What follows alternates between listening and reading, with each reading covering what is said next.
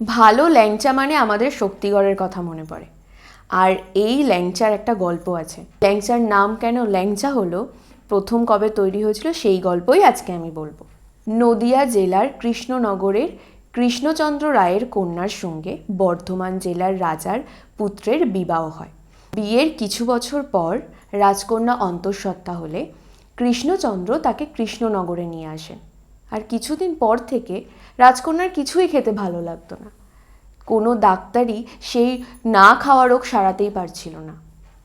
তার কিছুদিন পর রাজকন্যা তার বাবাকে ডেকে বলেন যে বর্ধমানে তিনি একটা ভাজা মিষ্টি খেয়েছিল রসে ডুবিয়ে, সেই মিষ্টিই পারে একমাত্র তার মুখের স্বাদ ফেরাতে। কিন্তু সমস্যা হলো রাজকন্যা ময়রা এবং মিষ্টি কোনোটার নামই বলতে পারছিল না।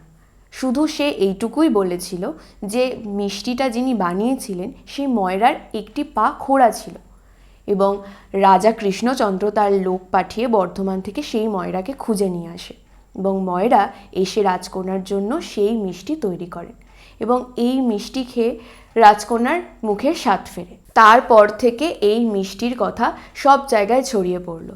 কিন্তু সমস্যা হলো মিষ্টির নাম কেউ বলতে পারলো না। সবশেষে এই ময়রা, যিনি লেংচে হাঁটতেন, তার এই শারীরিক সমস্যার নাম থেকেই এই মিষ্টির নাম রাখা হয় ল্যাংচা।